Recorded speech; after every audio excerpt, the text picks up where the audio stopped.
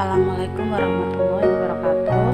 Saya di sini akan menyampaikan pengalaman pembelajaran harian sinkronus dan asinkronus tentang manajemen ASN dan pelayanan publik. Saya bernama Oni Sri Mulatse, angkatan Latsar CPNS yang ke-29 dari Kementerian Desa Pembangunan Daerah Tertinggal dan Transmigrasi kelompok 2. Di sini saya akan menyampaikan terkait materi pokok, yaitu pertama kedudukan, peran, hak dan kewajiban dan kode etik ASN. Kemudian yang kedua, konsep sistem merit dalam pengelolaan ASN. Yang ketiga, mekanisme pengelolaan ASN. Kedudukan ASN, yaitu pegawai ASN adalah pegawai negeri sipil dan pegawai pemerintah dengan perjanjian kerja yang diangkat oleh pejabat pembina kepegawaian dan diserahi tugas dalam suatu jabatan pemerintahan atau diserahi tugas negara lainnya dan digaji berdasarkan peraturan perundang-undangan. Peran ASN, pegawai ASN memiliki peran sebagai perencana, pelaksana, dan pengawas penyelenggaraan tugas umum pemerintahan dan pembangunan nasional melalui pelaksanaan kebijakan dan pelayanan publik yang profesional, bebas dari intervensi politik, serta bersih dari praktek korupsi, kolusi, dan nepotisme. Hak dan kewajiban ASN. Hak adalah suatu kewenangan atau kekuasaan yang diberikan oleh hukum, suatu kepentingan yang dilindungi oleh hukum, baik pribadi maupun umum. Dapat diartikan bahwa hak adalah sesuatu yang patut atau layak diterima. PNS berhak memperoleh 1. Gaji, tunjangan, dan fasilitas. Yang kedua, cuti. Yang ketiga, jaminan pensiun dan jaminan hari tua. Yang keempat, perlindungan. Dan kelima, pengembangan kompetensi. Kewajiban adalah suatu beban atau tanggungan yang bersifat kontraktual. Dengan kata lain, kewajiban adalah sesuatu yang sepatutnya diberikan. Kode etik ASN. Dalam Undang-Undang ASN disebutkan bahwa profesi ASN berlandaskan pada kode etik dan kode perilaku yang bertujuan untuk menjaga martabat dan kehormatan ASN. Fungsi kode etik ASN yaitu 1. Sebagai pedoman, panduan birokrasi publik, aparatur sipil negara dalam menjalankan tugas dan wewenangnya agar tindakannya dinilai baik. Kedua, sebagai standar penilaian sifat, perilaku, dan tindakan birokrasi publik atau aparatur sipil negara dalam menjalankan tugas dan kewenangannya. Dan 3. Etika birokrasi penting sebagai panduan norma bagi aparat birokrasi dalam menjalankan tugas pelayanan kepada masyarakat dan menempatkan kepentingan publik di atas kepentingan pribadi, kelompok, dan organisasinya. Penerapan sistem merit dalam pengelolaan ASN. Penerapan sistem merit dalam pengelolaan ASN mendukung pencapaian tujuan dan sasaran organisasi serta memberikan ruang bagi transparansi, akuntabilitas, objektivitas, dan keadilan.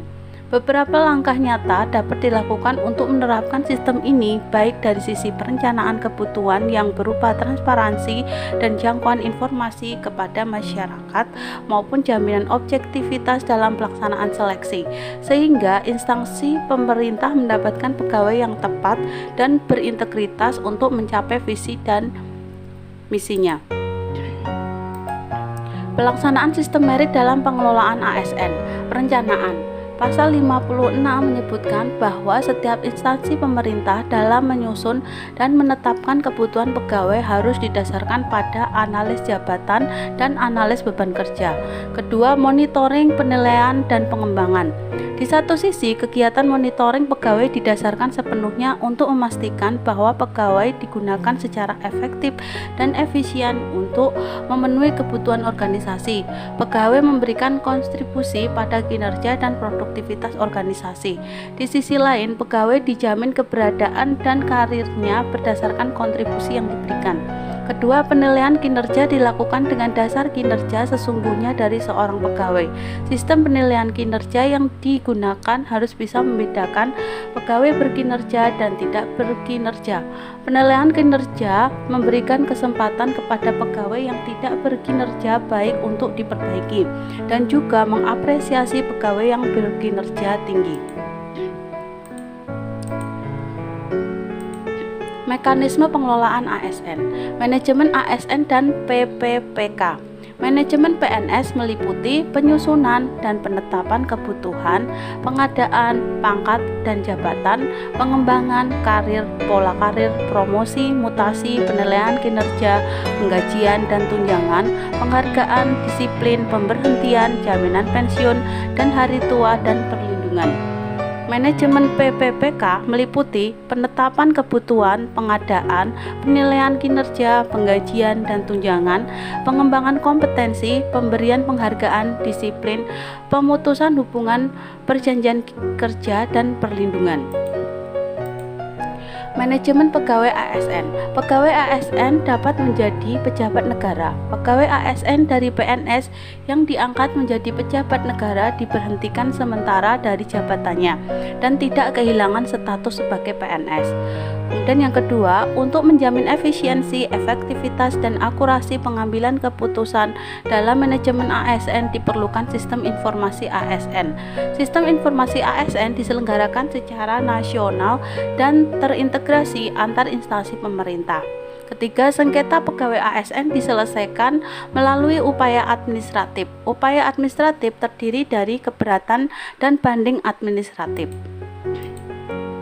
Definisi pelayan publik.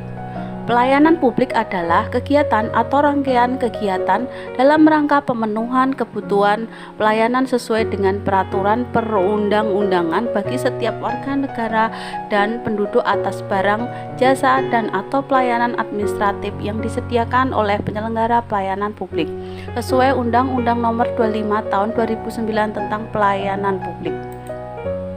Klasifikasi pelayanan publik. 1. Pelayanan administratif, yaitu pelayanan yang menghasilkan berbagai bentuk dokumen resmi yang dibutuhkan publik.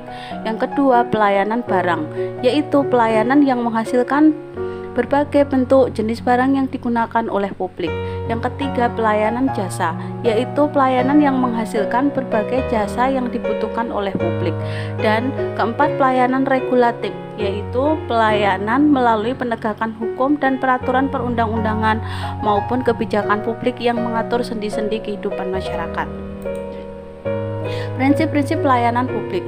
1. Kesederhanaan, 2. Kejelasan, 3. Kepastian waktu, 4. Akurasi, 5. Keamanan, 6. Tanggung jawab, 7. Kelengkapan sarana dan prasarana, 8. Kemudahan akses, 9. Kedisiplinan, kesopanan dan keramahan, 10. Kenyamanan. Kualitas pelayanan publik. 1. Prosedur pelayanan. Prosedur pelayanan yang dibakukan bagi pemberi dan penerima pelayanan termasuk pengaduan. Yang kedua, waktu penyelesaian ditetapkan sejak saat pengajuan permohonan sampai dengan penyelesaian pelayanan termasuk pengaduan. Ketiga, biaya pelayanan. Dalam hal ini biaya atau tarif pelayanan termasuk rinciannya yang ditetapkan dalam proses pemberian layanan. Keempat, produk pelayanan. Hasil pelayanan yang akan diterima sesuai dengan ketentuan yang telah ditetapkan. Yang kelima, sarana dan prasarana harus disediakan secara memadai oleh penyelenggara pelayanan publik. Keenam, kompetensi petugas memberi pelayanan harus ditetapkan dengan tepat berdasarkan pengetahuan, keahlian, keterampilan, sikap, dan perilaku yang dibutuhkan. Kendala pengembangan pelayanan prima. 1. Kurangnya komitmen dari aparatur pelayanan. 2. Kurangnya pemahaman tentang manajemen kualitas. Yang ketiga, ketidakmampuan merubah kultur dan perilaku. Keempat, kurang akuratnya perencanaan kualitas. Kelima, kurang efektifnya program pengembangan SDM. Keenam, sistem dan struktur kelembagaan tidak kondusif. Ketujuh, keterbatasan sumber-sumber. Kedelapan, lemahnya sistem insentif terutama non-finansial. Kesembilan, penerapan sistem manajemen kualitas belum efektif.